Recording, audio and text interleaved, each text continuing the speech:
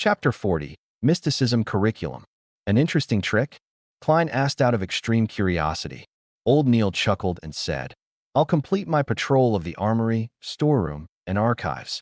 Use the 2 cups on the table to make 2 cups of coffee. In one of the cups, put something unpleasant. As for what it is, you can decide for yourself. Use your imagination. The only request from me is to not waste too much coffee powder. Those are coffee beans grown on the Potter Plateau and hand ground by me. All right. Although Klein was unsure what old Neil was up to, he happily agreed to it. He watched him open the iron gates to the armory with a copper key and then heard the echoing footsteps inside. Slowly, he settled the cups down and confirmed that there was still hot water in the kettle.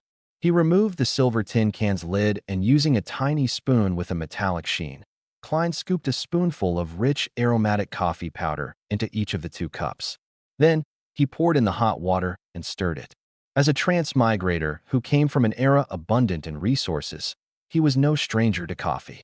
However, it was only limited to instant coffee. After finishing the task, Klein pondered for a moment and sat down. He crossed his right leg and took some of the mud which had stained the bottom of his leather boots and placed it in the left cup. Then, he carefully stirred it again until the colors and smells of the 2 cups of coffee were practically indistinguishable. A few minutes later, old Neil walked out the armory while swinging his keys. He then closed the iron gates with a clang. Are you done? He turned his slightly turbid dark red eyes over and looked at Klein across the table. Yes, replied Klein with a nod. Old Neil chuckled and removed the silver chain around his wrist and sat down. His expression quickly turned serene. He held out his chain-holding left hand and allowed it to hang over the coffee cup to his right. The moonstone nearly touched the liquid. Amid the relaxing calmness, the moonstone trembled suddenly. It began spinning the chain in a counterclockwise manner. This cup is the one with the unpleasant thing, said old Neil surely. Without waiting for Klein to confirm, he put away the silver chain and picked up the other cup of coffee and took a sip. Do you like bitter coffee? I'm used to having a tablespoon of sugar and a tablespoon of milk. Klein did not reply but instead asked with his interest piqued. Your divination sure is accurate. Was it because of the moonstone? That was moonstone, right? The cosmos. This is known as pendulum dowsing in divination. It's also called spirit dowsing. It relies on your own astral projections connection with to the spirit world and communicate with spiritual intelligence through the aid of natural materials such as crystals, gems, or special metals. The good and bad of things can be divined.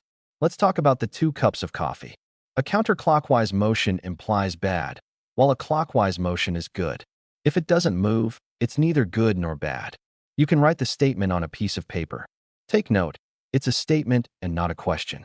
Old Neil put down the cup of coffee and explained in detail. Klein asked as though he was thinking, does that mean one shouldn't use questioning sentences? Yes, you cannot use is so-and-so willing to be my fiancé, but you should instead use so-and-so is willing to be my fiancé. Write it on a piece of paper and place it on the desk.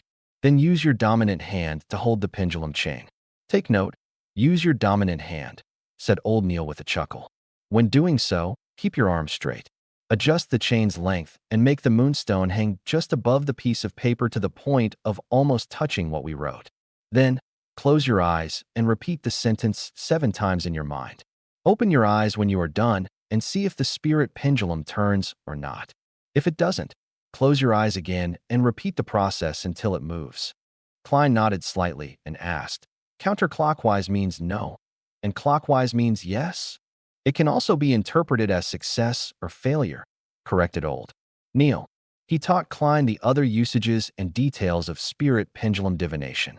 Klein pondered over the matter and discovered that it was a very useful divination trick. For instance, he could quickly use it in an unfamiliar environment to determine if the food he was offered was poisonous or not. He did not need any additional knowledge of field biology. Of course, such divination methods were overly simple. The answers he could receive were limited to 2 or 3. There was no way for deeper investigation or interpretation. For example, although something could be harmful to the body, it could become very beneficial after some processing. An example was certain foods. They were indeed damaging to the body, but nothing serious. If one was on the brink of starving, eating it would not be a huge problem. These were things that spirit dowsing could not determine. I will have to quickly save money to buy crystals or pure silver to create a spirit pendulum, Klein sighed. Old Neil looked at him in puzzlement. You can apply for one directly. This is a standard issue for Beyonders, especially Beyonders like us who take on a support role. There's still a topaz and pure silver spirit pendulum in the armory. But I'm still not a formal member of the team. Klein's heart palpitated in excitement, but he felt a little hesitant.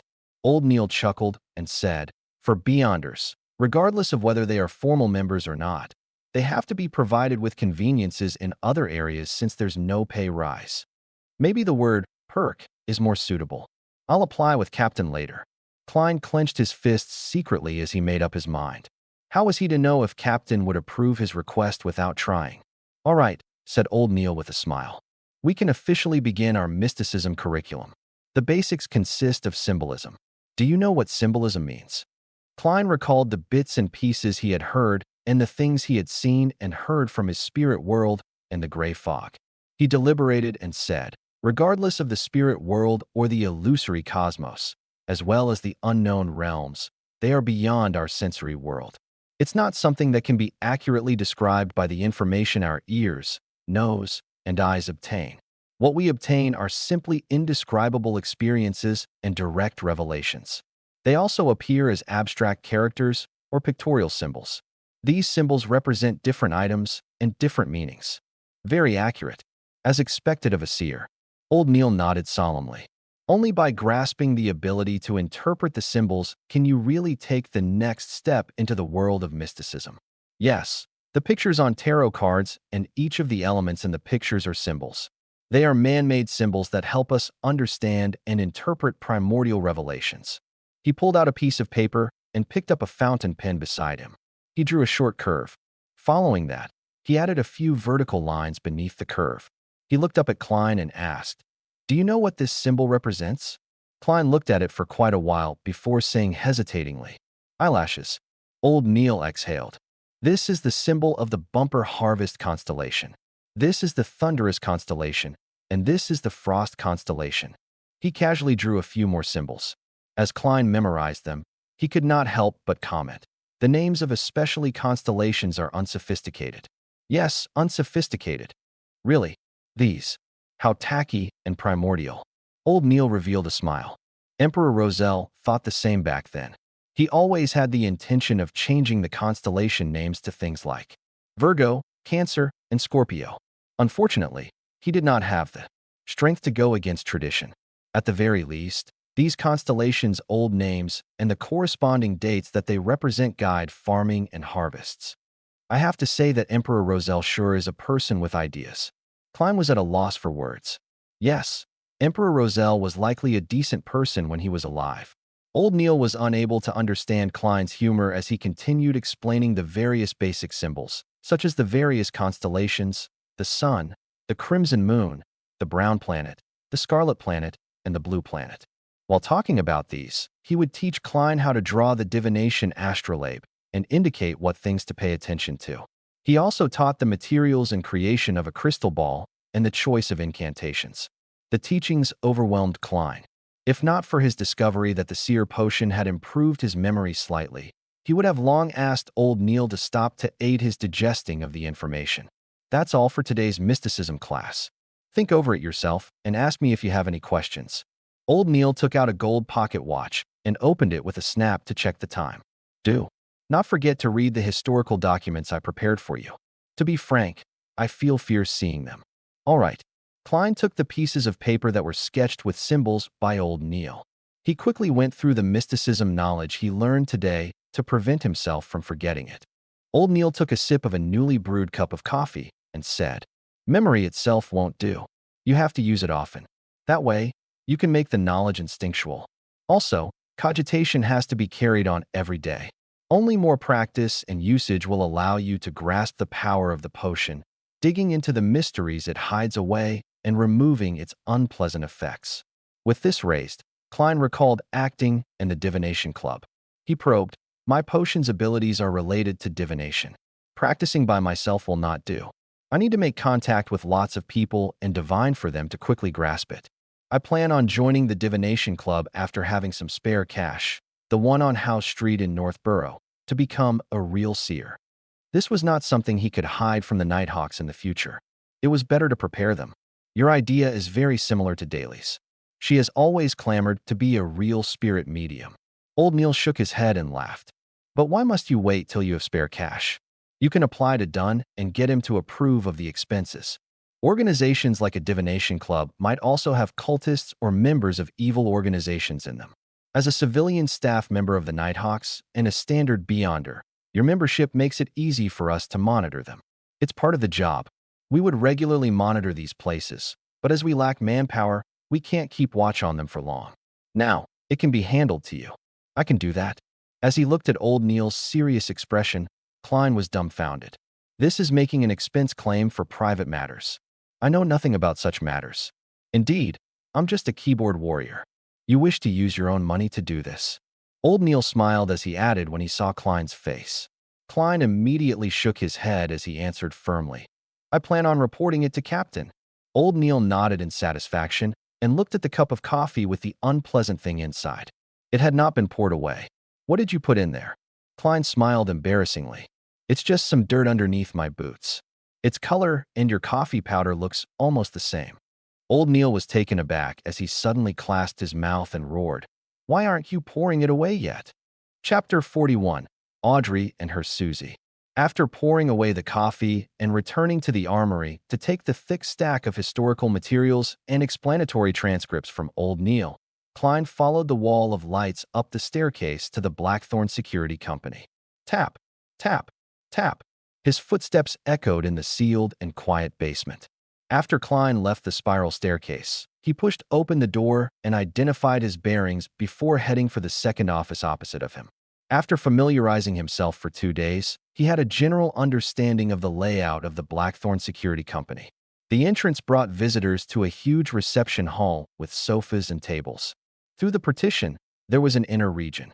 To the left of the corridor were 3 rooms. From the nearest to the furthest, they were Mrs. Oriana's account room, a rest room with a few sofa beds, and the staircase that led underground. On the right were 3 rooms. From the nearest to the furthest was Captain Dunn Smith's office, a civilian staff office with a typewriter, and the recreation room for formal members of the Nighthawks team. Klein had previously seen Leonard Mitchell playing cards with 2 other teammates in the recreation room. He guessed that they were playing Fighting the Landlord. Of course, Emperor. Rochelle had already given it a new name, Fighting Evil.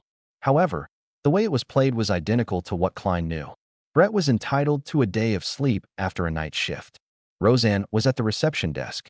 The carriage driver who was in charge of procuring necessities and collecting supplies, Cesare Francis, was out as usual. When Klein opened the door to the civilian staff office, the 3 desks inside were empty. Only the typewriter sat there silently. Ackerson Company's Model 1346 typewriter. Klein, who had seen similar objects in his mentor's office and Welch's place, muttered. He felt that the complicated mechanisms inside were filled with the beauty of machinery. He walked to the desk with the typewriter. After preparing himself, he attempted to type something on air. In the beginning, he often converted the local language to Chinese, pinyin instinctively. Only after he was familiar with it, digest the original Klein's corresponding memory, did he fragment and no longer made mistakes. Tap, tap, tap. The rhythmic tapping on the typewriter sounded like a melody composed from the heavy marriage of metal and industry. Under this melody, Klein quickly typed the expenditure application. However, he was in no hurry to meet Dunn Smith. Instead, he focused his mind and read the materials provided by Old Neil seriously. It was both revision and new material.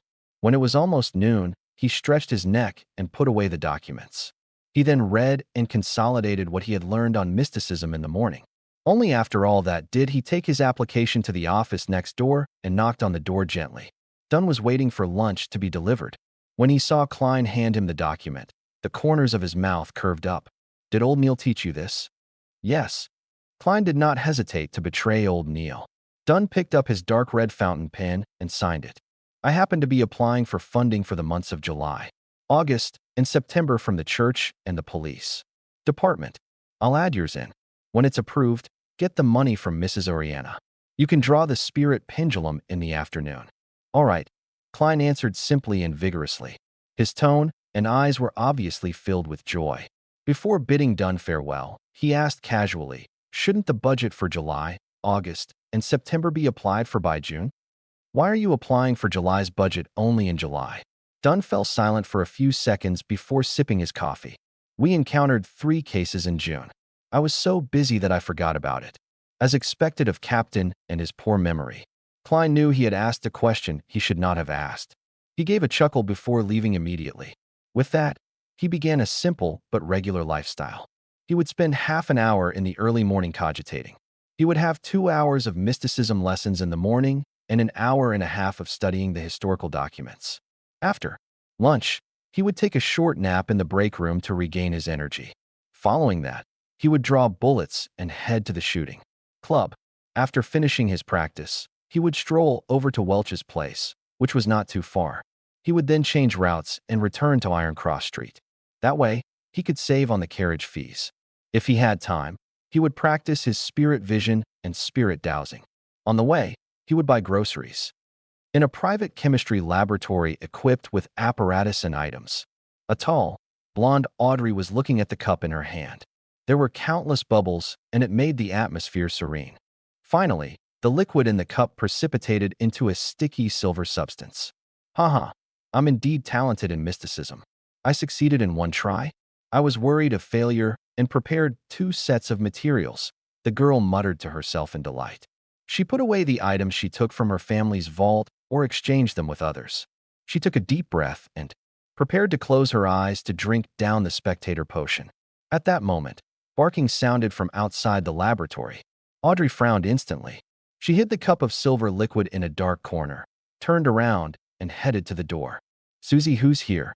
Audrey turned the doorknob and asked the golden retriever sitting in front of the door. Susie wagged her tail in an obsequious manner. Her personal maidservant, Annie, had appeared in the corridor nearby.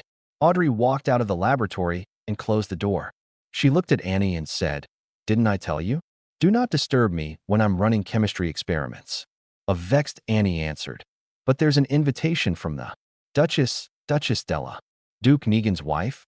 Audrey took a few steps forward and asked, "Annie?" "Yes. She has managed to hire the services of the palace's baker, Madame Vivi, and plans to invite you and Madame to afternoon tea." Annie recounted the invitation. Audrey tapped her cheeks discreetly and said, "Tell my mother that I have a headache. Perhaps I'm a little dehydrated because of the scorching sun. Please get her to convey my apologies to Madame Della." As she spoke, she acted frail. "Miss, it's not only afternoon tea, but a literature salon," added Annie. "But that won't treat my dizziness. I need rest," rejected Audrey firmly. Simultaneously, she muttered deep down, "If they insist, I'll faint for all of you to see. The etiquette teacher said that I can do it most perfectly. I think I heard something." "All right," Annie exhaled and said, "Do you need me to help you back to your room?" "There's no need. I'll clean up the laboratory first." Audrey was yearning to return immediately to consume the potion. However, she suppressed her impatience. She only returned to the laboratory's entrance when she saw Annie leave. Suddenly, she discovered that the golden retriever, Susie, who was waiting outside, was gone. Furthermore, the door to the laboratory was half opened. "I forgot that Susie can open doors with handles." What was that sound? Not good. Audrey heard crisp sounds coming from within. Suddenly, she came to a realization as she charged into the laboratory. All she could see was the cups shattered on the floor. Susie was licking the final drop of silver liquid. Audrey stood rooted at the entrance like a statue. Susie immediately sat down and looked at her owner innocently as she wagged her tail. In the seas beyond the Pritz harbor, there was an island perennially enveloped in storms. An ancient sailboat was docked at its harbor. A blond man dressed in a robe with lightning patterns was looking at Alger Wilson opposite to him. He asked, perplexed, "Alger, you could have returned to the kingdom and become a captain of a mandated Punisher team or a reputable bishop. Why did you choose to voyage out into sea and become the captain of the Blue Avenger?" Alger wore a stoic expression on his rough face. He replied solemnly, "The sea belongs to the storm. This is the Lord's kingdom. I'm willing to abide by the Lord's will and monitor this area of his kingdom." "All right." The blonde-haired man clenched his fist and struck his chest. "May the storm be with you. May the storm be with you." Alger replied with the same standard salute. He stood on the deck with a few sailors and watched his companions leave the boat, walking into the distance. Signs, you do not understand because you do not know enough, Alger muttered silently. Meanwhile, Audrey finished her second concoction in a panic-stricken state. Seeing that the silver potion looked nothing different from before, she was nearly moved to tears. Gulp. She quickly drank down the spectator potion. Friday. A storm befell Tingen. The heavy rain pounded on the windows of every household. Inside the Blackthorn Security Company, Klein, Roseanne, and Brett sat on the sofa in the reception hall and enjoyed lunch. As there was only a kettle for boiling water, there was no way to heat up leftovers.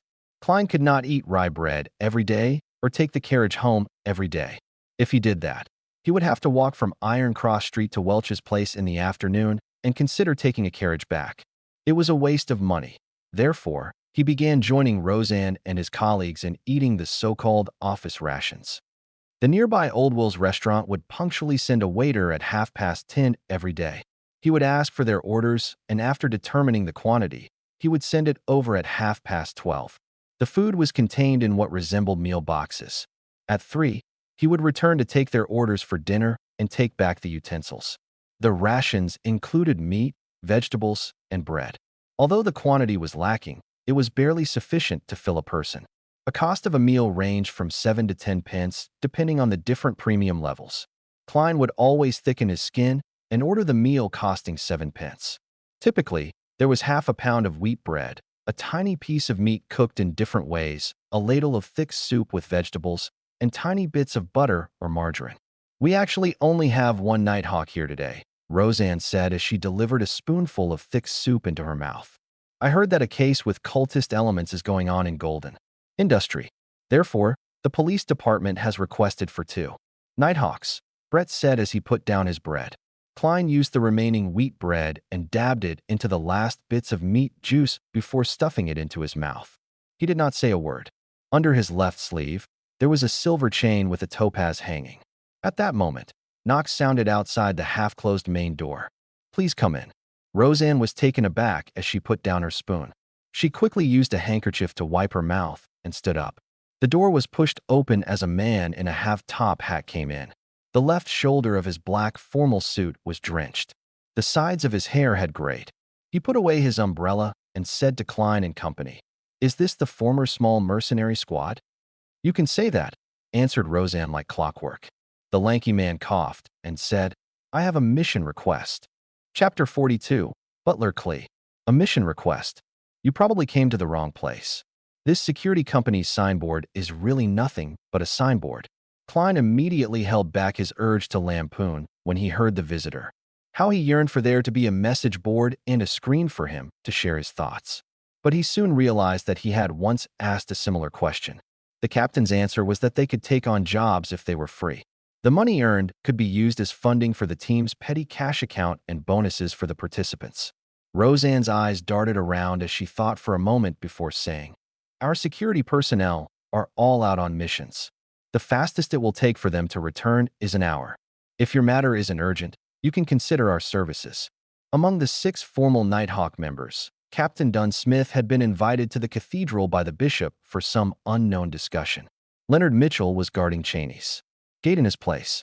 Corpse Collector Fry and Sleepless Royale Radine had already headed to the Golden Indus Borough to assist the police in the investigation of a robbery case with cultist inklings. Sleepless Kenley White was on leave, while Midnight Poet Sikatron had gone to Raphael's Cemetery in the north suburb for a daily patrol. As for the remaining 2 Beyonders, Old Neil was frail and too advanced in his years. He had not taken any missions in a long time. Klein was still a novice and was truly inadequate in various aspects. "They are all out." With one hand holding his umbrella, the lanky man's expression turned gloomy as he took off his hat. He bowed and said, "Sorry for intruding. Goodbye." He turned around and walked out. He went down the stairs and left 36 Zutland Street amid the spattering rain and howling winds. What a bloody pity. Roseanne watched the man left and sighed regretfully. Although she would not have gotten any share of the commission, she definitely would have been able to partake in a sumptuous meal. There's nothing we can do about it. Cheney's gate needs someone watching it all the time. Klein put down his cutlery in satisfaction. Even though he did not like the soup mixture of turnips and vegetables, he still drank it clean. Don't tell me you want Brett to take the mission? Or yourself? Roseanne rolled her eyes and giggled. Brett won't do, but you can. Our Mr. Seer. The moment she finished her sentence, she immediately realized what she had just said. She covered her mouth in shock because the door had not been fully closed. If someone walked past outside or heard anything about Beyonders, it would be considered a leak. Thankfully, Captain isn't around. Roseanne looked out the door and secretly stuck her tongue out. Or I'll have to go for confession again. Brett and Klein laughed out in unison as they exchanged looks before beginning to put away the cutlery. After everything was done, Klein, who did not bring his umbrella, decided to stay at Blackthorn Security Company due to the ongoing rain. He took out some newspapers and sat on the soft but bouncy sofa as he leisurely began his afternoon break. The airship route from Backlund to Desi Bay is now in service. The complete anthology of the great Detective Mansing is publishing soon. An advertisement for Legolas weapons? A standard model revolver carrying 6 bullets costs £3 and 10 soli. A double-barrel gun costs £2. Klein flipped through the Tingen City Honest paper when a particular piece of news suddenly caught his attention. The suspect responsible for killing Mr. Welch and Miss Naya has been caught.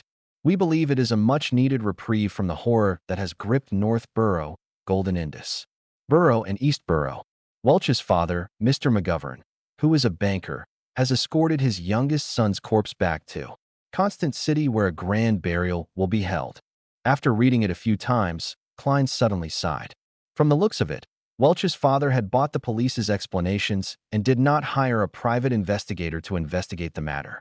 His grief from losing his youngest son can't be any greater than that of my parents who lost their only son. In a sullen mood, Klein sat there motionless for a long time.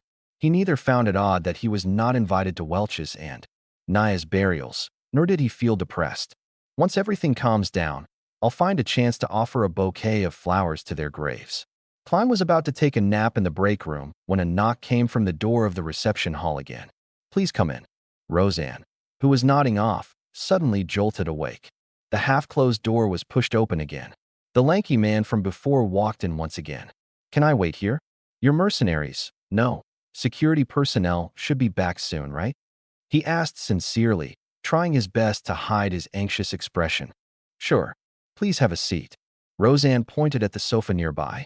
Klein asked out of curiosity, where did you hear about our security company? Who introduced you here? He had made 2 trips despite the heavy afternoon storm while still willing to wait? Yes. The Nighthawks must have easily resolved missions that might seem very difficult to others. They must have accrued quite a reputation. The man left his umbrella outside the door, and as he walked to the sofa, he replied with a rueful smile. I have traveled the nearby streets and paid a visit to all the mercenaries, security companies and private investigators. You are my only hope. The others do not have the manpower to take additional missions. To be frank, if not for the waiter that delivers meals, I really did not imagine that there was another security company here. It's completely different from what I imagined. Klein was stunned. Roseanne interjected with a question. They are very busy? Are there that many missions? The man sat down and sighed. You are a mercenary team? No, a security company. I believe you must have heard of the armed burglary murder at House Street. House Street. Armed burglary murder. All right, unfortunately. I'm one of the people involved. Klein nodded with a slightly heavy heart. Yes. Due to the presence of a ferocious and cruel criminal, the rich men living in the neighboring streets, and even across all of Tingen City, are terrified. Apart from increasing the numbers of their security detail, they have also hired many more security personnel and private detectives. This resulted in a shortage of supply in your line of work, the tall and skinny man explained clearly. A standard chain reaction. Klein and Roseanne exchanged looks and saw the self-deprecating smile from each other's faces. The security industry had entered a golden age. Yet, Blackthorn Security Company was not affected in any way. It was apparent how dismally the company was run. Of course, to a certain extent, it also proved the success of the Nighthawks in hiding themselves. After waiting for another 20-plus minutes, Klein prepared to leave since the rain was coming to a stop. He planned on practicing at the shooting club. At that moment, The black-haired and green-eyed Leonard. Mitchell walked out of the partition. He looked curiously at the sofa. This is a client. Is Captain back? Roseanne asked delightfully. Back. The lanky man was taken aback when he heard that. He had been sitting there, staring at the door. How did he not discover someone's return? Roseanne's expression immediately froze as she chuckled. As a security company, we don't only use the front door. Figures. The lanky man nodded in enlightenment. He was also not surprised by the term captain. Security companies were mercenary teams or small-scale mercenary guilds. It was normal for captain to be used. Leonard did not tuck in his white shirt. His black vest was also casually draped on. He took a glance at the lanky man when he suddenly snapped his fingers and said, I'm a member of the security personnel at Blackthorn. How might I address you? How may I help you? Perhaps Long heard about the unrestrained characters of mercenaries that he did not feel the. It was because he had anger of being humiliated. Instead, he let out a breath of relief. He watched Leonard sit down and organized his words. My name is Klee, a butler of Mr. Viceroy, a tobacco merchant. His only son, little Elliot, was kidnapped this morning. We have already informed the police, and the matter has been given high priority. However, Mr. Viceroy remains uneasy. He wishes to go the channels which mercenaries, security through personnel have, as well as your understanding of Tingen, to investigate the case from a different angle and ensure that little Elliot is rescued safely. If you are able to find where the kidnappers are hiding, Mr. Viceroy will be willing to pay you £100.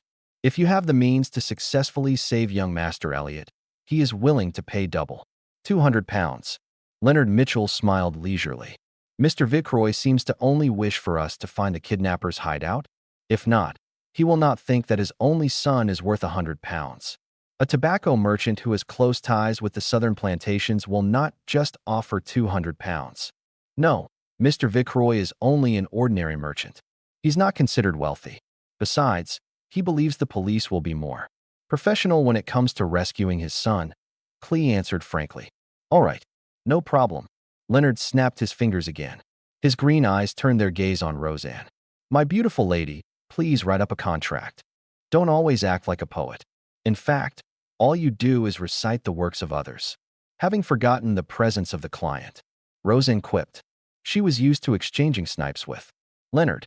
Of course, the Blackthorn Security Company did not really care about its clients.